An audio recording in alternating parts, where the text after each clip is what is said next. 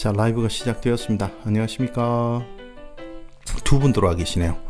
자, 두 분 다 제가 아시는 분 아닌가 모르겠는데 한 분은 지금 옆에 앉아 계시고요. 네. 오래간만이에요. 제가 방청객을 데리고 지금 라이브를 하고 있습니다. 안녕하십니까. 네, 안녕하세요. 네, 목소리가 들리는지 모르겠습니다만. 자, 그렇습니다. 청취자, 시청자 여러분 안녕하십니까? 네, 호주 시사 TV의 조 PD입니다. 한동안 이렇게 소식이 없었는데요. 이것저것 정리를 좀 하고 좀 쉴 거는 좀 쉬고 요즘 너무 피곤해서 좀 쉬느라고 방송이 거의 없었습니다. 어쨌든 한번 진행을 해 보도록 하겠습니다. 청취자 여러분 안녕하십니까? 유튜브 호주 시사 TV와 팟캐스트 그다잇 오스트레일리아를 제작하고 있는 조 PD입니다. 2021년이 벌써 한 달이 지나고 있는데요. 저의 2021년의 시작이 좀 늦었습니다. 그동안 잘 지내고 계셨습니까? 날씨가 점점 더워지고 있는데, 다 건강에 유의하시기 바랍니다. 오늘은 특히나, 온도가 장난이 아닙니다. 지금 아침부터 푹푹 찌는데요. 자, 2021년에는 유튜브하고 팟캐스트 둘 다 좀 개편을 할 예정입니다. 유튜브와 팟캐스트 채널명도 각각인데다가 채널 이름하고 내용이 좀 상이한 부분들이 있어서 정비가 필요한 것 같습니다. 아무튼 이 두 가지를 통합하고 좀 더 다양하고 재미있는 내용을 채울 수 있도록 재정비를 한번 해보도록 하겠습니다. 네, 바로 옆에 앉아서 그 글을 열심히 올리시는군요. 네, 시간이 너무 빨리 가요. 네, 와 개편을요. 어머나 기대 만빵요. 네, 김 작가의 오디오북님께서 계속 채팅을 올려주고 계십니다. 감사하고요. 오늘은 방청객을 모셨습니다. 자, 김 작가님 안녕하세요. 안녕하세요. 와 하셔야지. 박수. 와. 네, 그렇습니다. 네. 네, 이제 동원된 방청객도 모시고 방송을 하고 있습니다.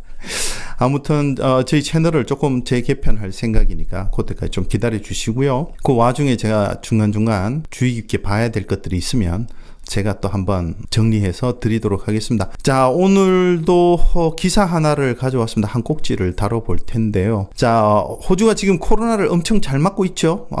그런데 2021년이 시작되면서 정부하고 경제 전문가들이 이제 경제 전망을 내놓기 시작했습니다. 근데 상당히 긍정적으로 보고 있는 것 같습니다. 생각보다 좀 빨리 줄어드는 실업률하고 생각보다 높은 GDP 성장, 그리고 걱정했던 것보다는 덜 충격적인 중국의 경제 보복. 중국의 경제 보복이 덜 충격적이라는 게 아니고 충격적인 경제 보복을 시작을 했는데 그걸로 인해서 호주가 지금 데미지 받는 것이 생각보다는 그렇게 크지 않다라는 분석이 나오고 있는 상황입니다. 요건 제가 한번 좀 심도 있게 한번 다뤄보도록 하죠, 추후에. 그리고 부동산 경기가 지금 회복되는 등등 상당히 긍정적인 뉴스가 많이 나오고 있습니다. 그리고 경제 뉴스와 그리고 정부의 재무장관이 나와서 지금 상당히 지금 회복을 잘 하고 있다, 이런 얘기를 하고 있습니다. 반면에 전 세계적으로는 또 물가 상승에 대한 우려가 있고요. 이걸로 인해서 은행 금리가 또 인상되는 것은 아닌가. 물론 중앙은행 금리가 인상된다는 얘기는 아니고요. 시장 금리가 인상이 되면 이게 그 가계들의 부담이 될 것이다 라는 전망이 있고요. 또 과도한 가계 부채로 인해서 경기가 정체된다. 이건 가처분 소득이라 그러죠. 지금 현재는 가처분 소득이 굉장히 많이 늘었습니다. 이게 코로나 사태에도 불구하고 작년 한 해 호주 가계의 가처분 소득은 상당히 늘었고요. 그리고 지금 은행에 저금되어 있는 금액도 상당히 많이 늘었습니다. 한 20% 이상 늘은 걸로 제가 통계 자료를 잠깐 본 적이 있는데, 그래서 돈 쓸 여력이 충분하다고 합니다만은 그래도 지금 이것들이 지금 정부에서 지금 추진하고 있는 경기 부양책, 그리고 지금 재난으로 인해서 정부에서 보조금 같은 것들이 나오면서 가처분 소득이 늘어난 상태이죠. 그래서 이게 일시적이라는 얘기가 있습니다. 그래서 이게 추후에 계속 어떻게 될지는 살펴봐야 될 것 같고요. 어쨌든 그래서 가계 부채가 지금 현재 굉장히 과도하거든요. 이걸로 인해서 은행 금리가 뛰게 되면 사람들이 그 부채를 갚느라고 쓸 돈이 없어진다. 그래서 조금 경기가 정체되지 않겠나 이런 우려가 있는 상황이고요. 그리고 부동산 거품이 또 굉장히 많다라는 우려도 있고, 그리고 자산 시장의 거품을 우려하는 사람도 있습니다. 요즘 비트코인 난리도 아니죠. 비트코인이 한때 5만 불까지 올라간 것 같습니다. 한 비트코인에 5만 불까지 올라갔다가 하루 만에 2만 불이 떨어지고 막 장난이 아닌데요. 그런 비트코인도 있고, 주식시장도 지난 3월 달 대비해서는 상당히 많이 올라와 있는 상태입니다. 그래서 작년 3월 이전 상태로 거의 돌아왔는데, 생각보다 호주는 주식시장은 그렇게 불을 붙지 않는 것 같아요. 지금 한국 같은 경우는 주가 지수가 2,000을 넘어서 3,200에 지금 다다르고 있지 않습니까? 어마어마한 주식시장의 거품이라고 해야 될까요? 하여튼간 주식시장이 붐을 이루고 있는 반면에 호주의 주식시장은 굉장히 소극적으로 지금 올라가고 있는 상태입니다.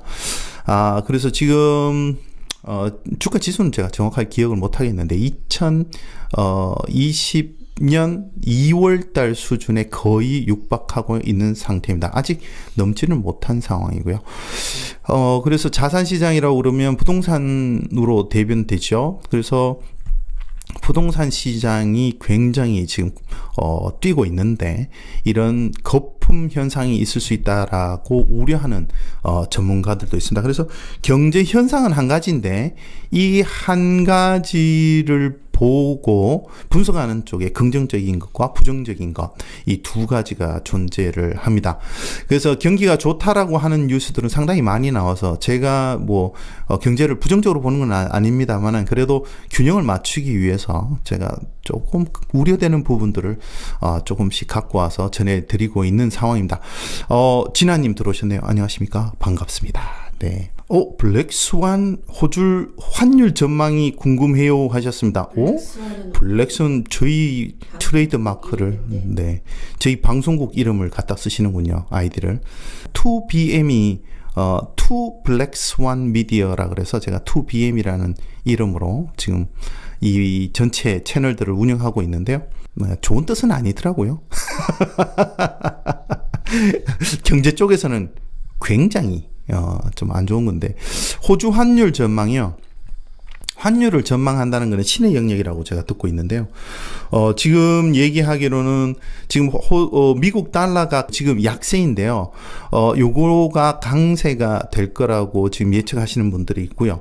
또 한 부류에서는 지금 바이든 정부가 출범하면서 엄청난 재정 지원책을 펼칠 거라는 얘기가 있습니다. 그래서 이렇게 돈을 많이 풀면 달러가 떨어진다고 얘기를 하거든요. 그러면 이제 달러가 떨어지게 되면 호주 좀 오르지 않겠습니까? 근데 지금 대부분 호주 환율 전망이 궁금하다고 하시는 분들이 왜 궁금하다고 하냐 하면 한국하고 돈 환율이 궁금해서 얘기를 하실 거예요. 미국 달러가 떨어지게 되면 호주 달러하고 한국 원은 같이 동반 상승을 하게 될 겁니다. 그래서 크게 변화가 없지 않을까 이런 생각이 들기도 하고요. 근데 지금 한국 경기가 좋다 보니까 한국의 원화가 조금 더 강세를 보일 수 있지 않을까, 뭐 이렇게 생각이 됩니다. 이건 제 생각이고요. 저도 모른다는 얘기죠. 결과적으로 여러 가지 얘기를 하긴 했는데.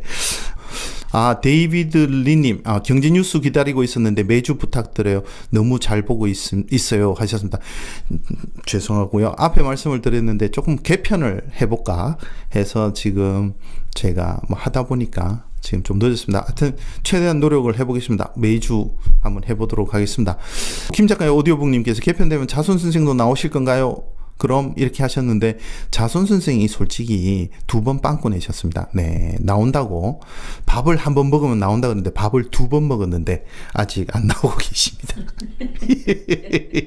앞으로 제가 새벽에 오실 분들을 모아서 새벽 클럽을 만들어서 우리 성공하는 삶을 한번 살아보는 쪽으로.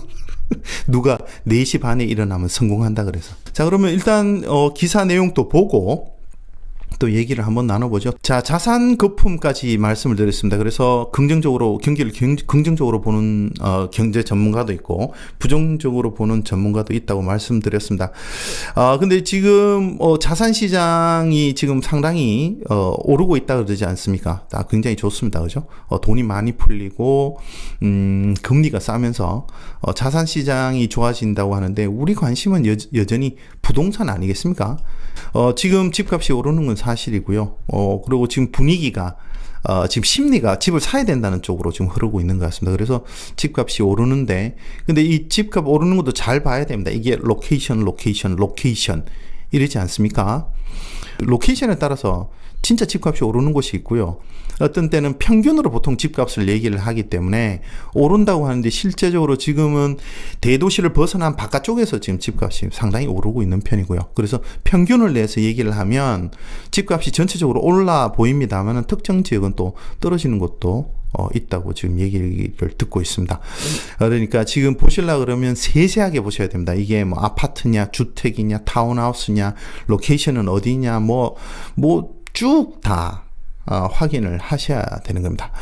전희성님 들어오셨고요. 듣고 있는데 어떻게 들어가는지 모릅니다 하셨습니다. 네? 어떻게? 네. 조금 자세히 얘기를 해주시고요.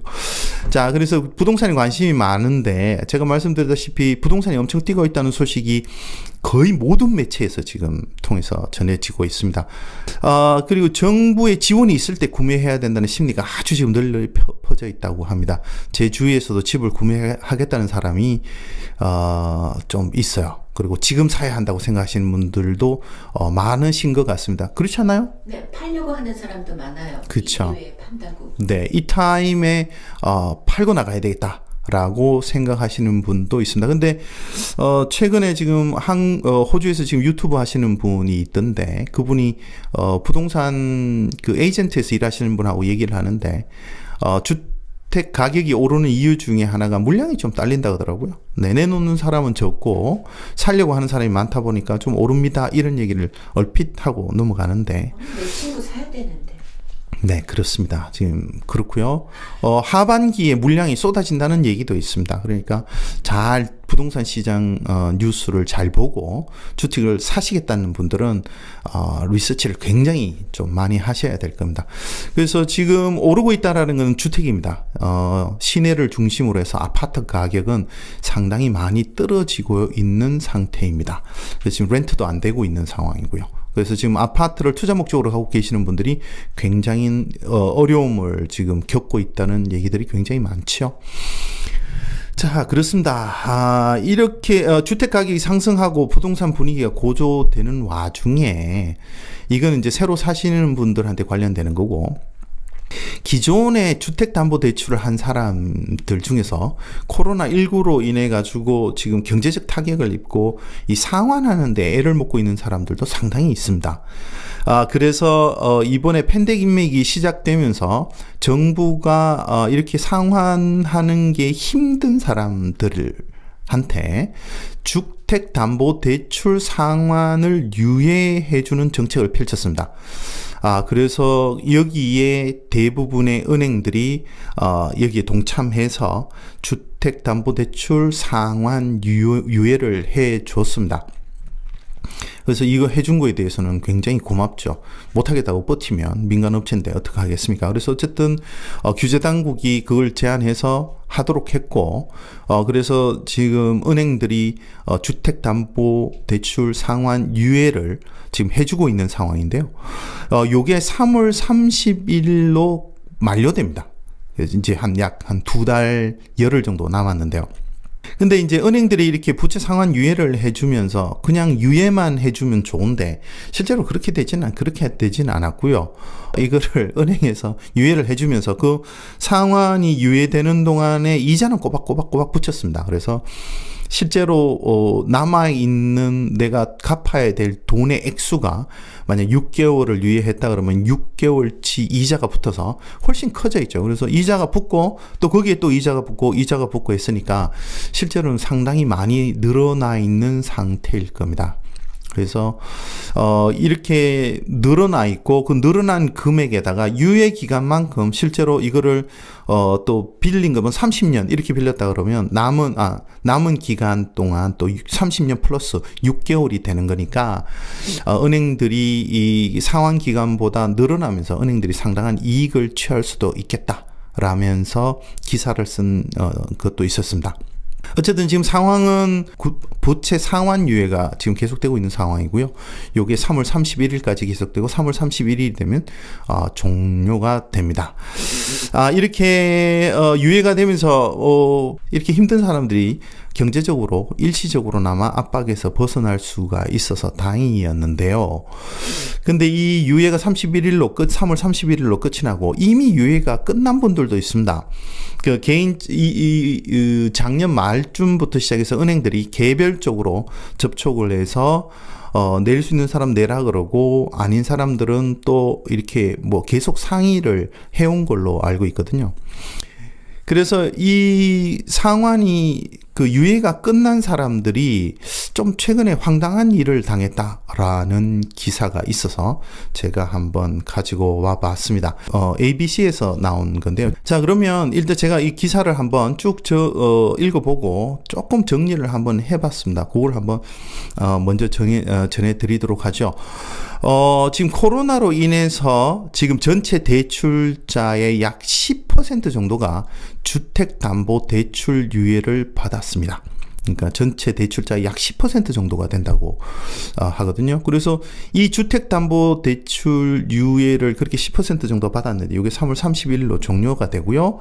호주 은행협회에 따르면 커먼웰스 뱅크, 웨스트팩 그리고 내셔널, ANZ, 퀸슬랜드, 뱅크 오브 퀸슬랜드, 썬콥 그리고 벤디고 은행의 주택담보대출 유예가 기존의 49만 3,440건에서 10만 1,342건으로 약 80% 정도가 줄었다고 합니다. 지금 여기 보시면 그 수치가 나와 있는데요. 그러니까 줄었다는 얘기는 사람들이 대출 상환 유예를 종료하고 대출금을 상환하기 시작했다는 얘기겠죠. 그리고 이 7개 은행의 비즈니스 대출 상환 연기도 기존의 22만 8,070건에서 2만 5,497건으로 약 90%가 감소했다고 합니다. 90% 정도는 그 정상화가 돼서 돈을 갚아나가기 시작을 한다는 거겠죠. 네, 여기 수치 90%에 이렇게 수치가 나와 있고요. 자, 일단 대출 상환을 유예받은 많은 사람들이 다시 대출을 갚기 시작을 하고 있는데요. 이거 아주 좋은 소식이죠. 그만큼 경제가 정상으로 돌아가고 있다는 증거가 아니겠습니까? 근데 아직도 주택담보대출자 중 10만 명 이상이 대출 유예를 받고 있고 비즈니스 대출자도 한 2만 5천 사업자가 대출 유예를 받고 있는 상황이죠. 상당히 많은 숫자입니다. 대출 상환 유예가 종료가 다가오면서 아직 대출 상환 유예를 받고 있는 사람들에게 어떤 일들이 일어나고 있는지 이 기사가 지적하고 있는데요. 한번 그것도 몇 가지를 정리해서 말씀을 드리죠. 재정 카운셀링 서비스를 하는 사람들이 서비스 받으려고 연락하는 사람들로부터 여러 가지 케이스를 얘기를 들었나 봅니다. 그래서 몇 가지 케이스들이 이렇게 정리가 되어 있는데요. 어떤 내용이냐면 일부 은행에서 그동안 상환 유예되어 있던 금액을 일시에 상환하라고 강제하고 있다고 지금 얘기를 하고 있습니다. 그러니까 은행에서 연락해서 한 3개월, 6개월 동안 상환금을 주기적으로 얼마씩 이렇게 상환하기로 돼 있었지 않습니까? 그래서 6개월 동안 상환을 못했다 그러면 그 6개월치를 한 방에 다 갚아라. 이런 요구를 했다는 것이 이 재정 카운셀링 서비스 쪽으로 접수가 되고 있다는 거죠. 그리고 컨슈머 액션 로 센터라는 곳이 있는데요. 이곳에도 지금 상환 유예가 끝난 사람들이 굉장히 많이 연락을 하고 있다고 합니다. 그래서 이 은행들이 상환이 유예된 기간만큼 아까 처음에 말씀드렸던 건 뭐냐면 유예되는 동안에 이자가 이렇게 붙고 그 이자 붙은 거를 유예한 기간 6개월이면 6개월, 3개월이면 3개월을 갚아야 되는 기간을 더 연장해서 나눠 받는 것이 아니고 그거를 미리 한 방에 받든가 아니면 매달 가는 금액에 플러스로 더 얹어서 상환을 하라고 지금 요구를 하고 있다고 합니다. 그래서 지금 안 그래도 지금 주택 그 대출을 상환하기 힘든데 그러다가 추가로 얹으라거나 아니면 밀린 금액을 한꺼번에 갚으라고 얘기를 하면 그 돈이 어디 있겠습니까? 그래서 상당히 사람들이 깝깝해하고 있는 상황이라고 하죠. 자, 그리고 지금 또 다른 사례를 한번 보죠. 구체적인 사례를 한번 보죠. National Debt Helpline이라는 곳이 있습니다. 요것도 아마 이게 부채로 인해서 굉장히 힘들면 어디 상의할 데가 없으면 이쪽에다 전화를 해서 재정 카운셀링 같은 거를 받을 수 있는 곳인 것 같습니다. 그래서 이쪽에서 접수된 몇 가지 사례를 한번 보도록 하죠. 한 사람이 코로나19로 실직을 하고 6개월간 대출을 연기를 했다고 합니다. 그래서 파트타임으로 생계를 꾸려가고 있었는데 최근에 이제 3개월 후에 풀타임으로 다시 일을 시작하기로 되어 있었다고 합니다. 그래서 지금 은행에서 해준 6개월간의 대출 연기가 끝이 나고 이제 상환을 해야 되는데 은행에 전화를 해서 3개월만 더 연장해달라, 곧 풀타임으로 시작하니까 해달라고 그랬는데 은행으로부터 거절당했다고 합니다. 그래서 그런 케이스가 하나가 있고요. 또 한 케이스는 6개월간 상환 유예를 받았고 다시 상환을 시작하려고 했는데 이제는 여건에 대해서 다시 상환을 시작하려고 했다는 거죠. 그랬더니 은행 측에서 지금까지 유예된 금액 2만 달러를 일시불로 지불해야 다시 정상적인 상환을 할 수 있다고 통보를 했다고 합니다. 이거 한 방에 2만 불을 내놓으라는 거죠. 2만 불. 이거 좀, 그죠? 2만 불을 어디서 구해야 될 거 아닙니까? 그래서, 그죠? 쉽지 않은 일이죠. 그리고 또 다른 고객은 유예된 금액을 기존 정상적인 상환 금액에 매달 1,000달러를 더 얹어서 추가로 갚으라고 통보를 받기도 했다고 합니다. 그러니까 매달 갚아야 되는 돈 금액 플러스 1,000불. 이렇게 갚으라는 거죠. 그럼 한 달에 1,000불이면 상당히 많은 돈 아니겠습니까? 그죠? 근데 National Debt Helpline은, 뭐라 그러냐면, 재정 카운셀 하면서 은행들이 이런 고객에게 이렇게 요구할 권리가 없다고 합니다. 그래서 연기 기간이 끝났음에도 불구하고, 고객들은 여전히 법적 권리가 있고, 추가 지원이 필요한 경우에 은행에 문의하고, 응답이 만족스럽지 않으면 National Debt Helpline에다가 전화를 하라고 이렇게 얘기를 하고 있습니다. 그러니까 은행이 이렇게 요구할 수는 없고, 만약에 이렇게 부당한 일을 당하면 그냥 가만히 있지 말고 이런 National Debt Helpline 같은 데 전화를 해서 이제 도움을 요청하면 이분들이 중재를 한다고 합니다. 근데 중재를 하면 상당히 많이 해결이 되나 봐요. 근데 이게 지금 코로나 이외에도요, 다른 어떤 문제가 있냐면 코로나로 인해서 실직을 하고 대출 유예를 하고 있는데 여기에 플러스 집에 가정에 문제가 생겼어요. 누가 아프다든가 누가 사망을 하셨다든가 이렇게 해서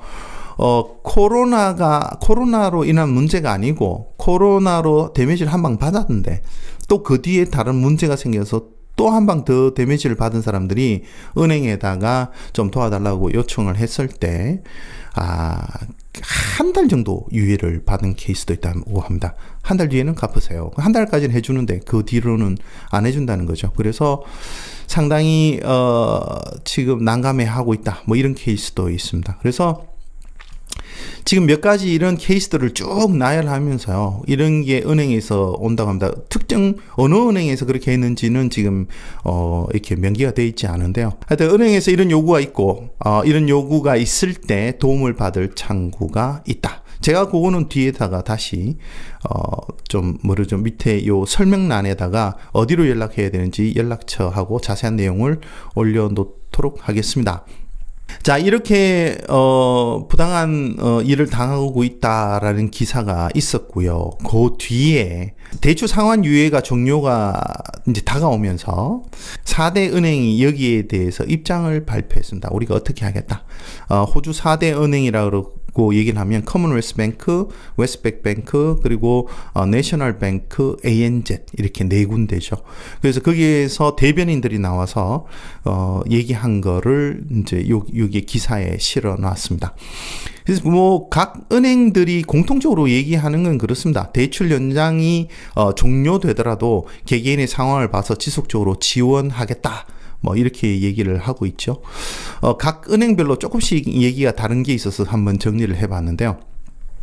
자, 커먼웰스 은행 같은 경우는 자격이 되는 코로나19로 인해 대출 상환이 유예된 고객에 한해서 대출 상환을 못하더라도 올 9월까지는 강제 매각을 하지 않겠다고 합니다. 그 얘기 3월 31일이 됐는데 돈을 못 갚으면 그때는 돈을 못 갚는다고 생각을 하고 이제 강제 매각을 들어갈 수도 있거든요. 뭐 대출금을 강제로 이제 뭐라 그래야 되죠? 회복해야 된다 그러죠. 걔네들은 그걸 다시 받아야 되기 때문에 강제 매각을 할 수도 있는데 그거를 9월까지 유예해 주겠다는 겁니다. 그러면 6개월 정도의 시간을 벌 수는 있는 거죠. 그래서 그 사이에 돈을 좀 갚든지 아니면 은행하고 계속해서 니고시에이션을 할 수 있지 않겠나 이런 생각이 듭니다. 그래서 커먼웰스 뱅크는 9월까지는 강제 매각을 하지 않겠다 이렇게 발표를 했고요.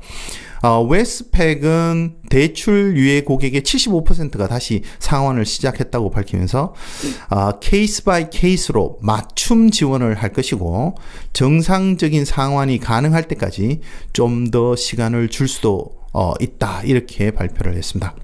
그래서 맞춤 지원을 하겠다. 그래서 개개인의 상황을 면밀히 따져보겠다고 얘기를 하는 거죠. 초기처럼 그냥 무조건 코로나19로 지금 내가 어려워야 하면 무조건 해주는 게 아니고 재정 상태를 꼼꼼히 따져보겠다고 얘기를 하는 겁니다. 그래서 상당히 좀 어려우실 것 같긴 한데요. 어쨌든 시간을 좀 더 줄 수도 있다고 얘기하는 게 긍정적이긴 합니다. 그리고 내셔널 뱅크의 경우에는 똑같습니다. 앞에서 얘기한 것과 같이 개개인의 상황을 봐서 지속적으로 지원하겠다는 말을 했고요. 근데 그 지원 내용에 보면 대출 상환을 조금 줄여주겠다. 줄여준다는 게 그게 매달 갚는 금액이 있는데 그걸 조금 줄여서 이게 아마 그럼 기간이 늘어나지 않을까요? 어쨌든 상환 금액을 조금 감소해주는 방식이나 지불 유예, 그러니까 또 이것도 마찬가지 유예를 좀 해줄 수도 있고, 그리고 고용 지원을 하겠다 이렇게 얘기했습니다. NAB는 좀 더 적극적으로 이 사람들이 취업을 할 수 있도록 돕겠다 이렇게 얘기를 하고 있습니다. 그래서 이력서 작성이나 인터뷰 요령 같은 것들을 교육할 수도 있다 이렇게 지금 발표를 하고 있고요. 자, ANZ도 물론 지속적으로 지원하겠다고 말했는데 여기에는 단서를 딱 달아놨더라고요. 하지만 규제 당국은 일단 3월 말에 유예를 끝을 내야 한다. 일단 이렇게 주장을 했습니다. 그래서 일단은 끝을 내놓고 그 다음에 이제 우리한테 맡겨라 이렇게 얘기를 하는 것 같아요. ANZ는. 그래서 일단은 규제가 끝나야 된다고 주장하면서도 이제 코로나19와 관련 없이 어려움을 겪고 있는 사람에게도 상환 금액을 줄이거나 일부 상환, 그죠? 그리고 또는 단기 상환 중단 등을 할 수 있도록 대출 구조를 조정해 나가겠다고 얘기를 했습니다. 자, 이렇게 4대 은행은 대출 상환 유예가 끝이 나더라도 자신들이 고객에게 지속적으로 지원하겠다고 대변인을 통해서 전하고 있습니다.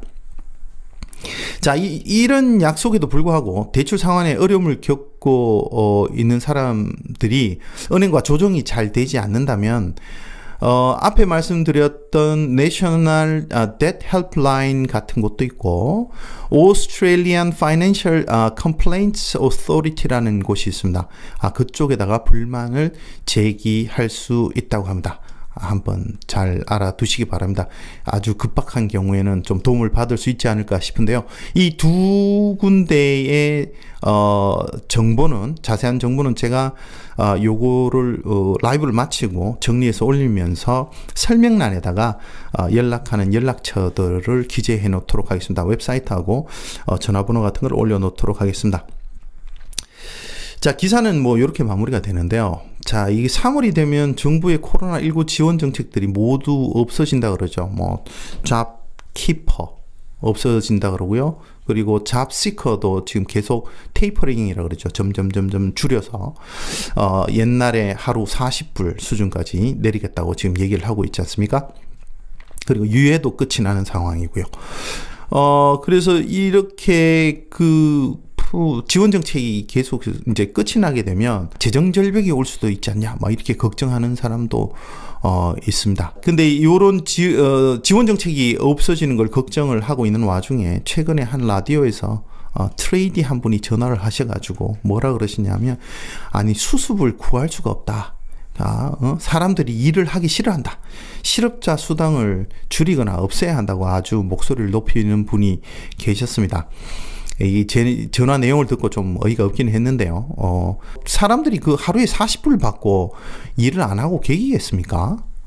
근데 하여튼간 이런 실업자 수당이 사람들의 일하는 의욕을 떨어뜨리고 있다. 뭐 이렇게 좀 이렇게 생각을 하시는 분들이 있는 것 같습니다. 일반화의 오류가 아닐까 이런 생각이 드는데, 어쨌든 요게 3월 달로 종료되는 거에 대해서 의견을 듣겠다고 라디오에서 얘기를 했더니 한 분이 전화를 해서 없어져야 된다고 막 이렇게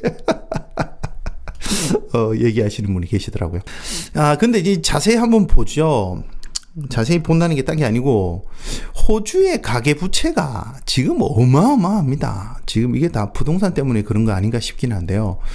호주의 가계부채는 2020년 6월 기준으로 GDP의 121%입니다.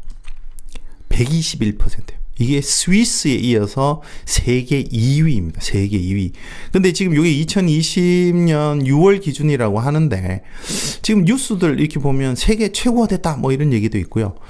지금 최근 업데이트된 지금 수치가 없어서 그렇긴 한데, 이 수치가 계속 늘어나고 있는 걸로 알고 있습니다.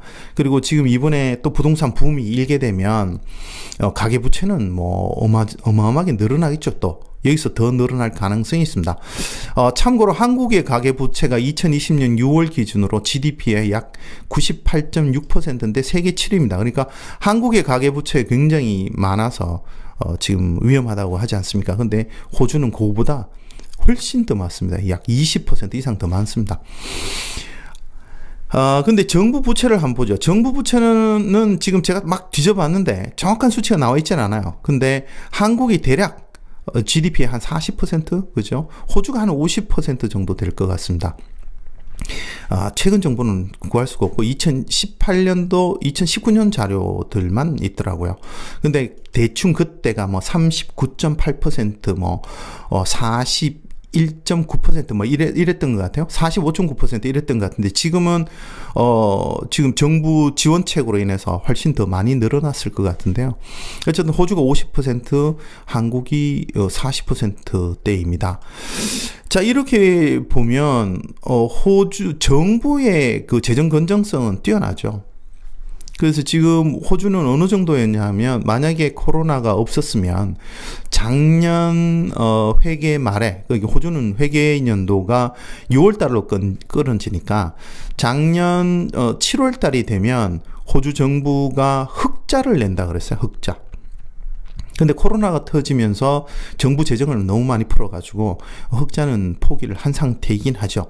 근데 호주가 이렇게 재정을 정부는 재정을 잘 관리해서 50% 정도밖에 안 됩니다. GDP에. 근데 가계들은 지금 121%잖아요. 그래서 만약에 이자율이 오른다고 쳐보죠. 그러면 가계들은 시장 금리를 적용을 받게 될 겁니다. 그래서 만약에 금리가 오른다 그러면 가장 먼저 가계들의 부담이 확 늘어나죠. 근데 정부는 실제적으로는 자기들이 본드를 이제 발행을 해서 빚을 져 있는 상태니까, 이게 오른다 그래도, 이자율이 오른다 그래도 중앙은행은 3년 동안 기준금리를 올리지 않는다 그랬잖아요. 그렇다고 본다 그러면 정부는 많이 만약에 인플레이션이 좀 과도하게 되더라도 그걸로 인해서 이자 부담이 늘어날 것 같지는 않거든요. 그래서 실제로 이렇게 보면 정부가 재정 정책을 좀 이렇게 많이 펴서 돈을 좀 써서 이 가계 부채 같은 것들을 좀 줄여주게 되면 그러면 경기가 훨씬 좋아지지 않겠나 이런 생각을 지금 해보는데요. 지금 어떻게 될지는 모르겠습니다. 그래서 3월에 끝나고 나면 아무래도 지금 잡키퍼 같은 종류는 지금 잡메이커도 나가고 있지 않습니까? 잡키퍼나 잡메이커 같은 경우는 지속될 수도 있지 않겠나 이런 생각을 합니다. 제가 하는 게 아니고 그런 전망이 있습니다. 근데 잡시커죠. 그러니까 실업자 수당 같은 경우에는 아마 지금 추가로 더 주던 것들을 완전히 없어질 것 같은데요. 잡키퍼하고 메이커는 좀 더 가지 않겠나 이런 전망이 있습니다. 왜냐하면 보시다시피 지금 굉장히 힘들어요. 그죠? 미국의 달러가 떨어지고, 그죠? 그리고 미국의 경기가 좀 좋아져서 사람들이 돈을 쓰고, 이제 국제 유가가 지금 오르고 있는 상황이지 않습니까? 그래서 이 세 가지를 보게 되면 실제로 물가가 좀 상승할 거라고 지금 얘기를 하는데, 제가 지금 그걸 자료를 준비를 하고 있습니다. 인플레이션이 올 것이냐, 여기에 대해서 제가 아주 최근에 굉장히 신박한 설명을 들은 게 있어서 그걸 지금 호주에 대비해서 정리를 하고 있는데요. 그 정리가 완료가 되면 한번 또 방송을 하도록 하겠습니다. 어쨌든 인플레이션은 있기는 있다. 하지만 그게 장기 지속될 것이냐 한다면 지속될 것 같지는 않고, 순간적으로 물가가 올라서 시중금리가 오를 가능성은 있다라고 전망을 하고 있습니다. 근데 일단 시장금리가 오르면 제일 데미지를 입는 사람이 여기 이제 일반 개인들입니다. 그래서 정부의 지원책이 좀 더 있어야 되지 않을까, 당분간. 지금 이렇게 저는 개인적으로 생각을 하고 있습니다. 자, 근데 어떻게 될지는 좀 두고 봐야 되겠죠. 그죠? 이숙정님 오셨고요. 안녕하세요. 기분 좋은 토요일입니다. 하셨습니다. 김 작가의 오디오북님께서 옆에 앉아가지고 댓글을 많이 다셨네. 네. 중재가 가능하다니 다행이네요. 하셨고요. 이숙정님께서 어제부터 여름 같아요. 하셨습니다. 네. 이번 주 내내 여름을 아마 경험하실 것 같은데요. 엄청 덥습니다. 자, 이렇게 해서 제가 오늘 준비한 한 꼭지는 끝이 났고요. 이쯤에서 마무리 짓도록 하겠습니다. 자, 청취해 주셔서 대단히 감사하고요. 토요일 아침에 조인해 주셔서 감사하고, 우리 새벽 클럽 한번 만들어 봅시다. 새벽 4시 반에 방송을 할 테니까 한번 와서 같이 우리 이 호주의 시사에 대해서 얘기해보는 시간을 가져보도록 하죠. 자, 지금까지 들어주신 여러분께 대단히 감사하고요. 저희들은 다음 시간에 다시 뵙도록 하겠습니다. 지금까지 저는 조 PD였고요. 저희 방청객 김 작가 옆에 있었고요. 그리고 다음 시간에 다시 뵙도록 하겠습니다. 네, 감사합니다. 끄기 전에 구독하기, 좋아요 눌러주시고요.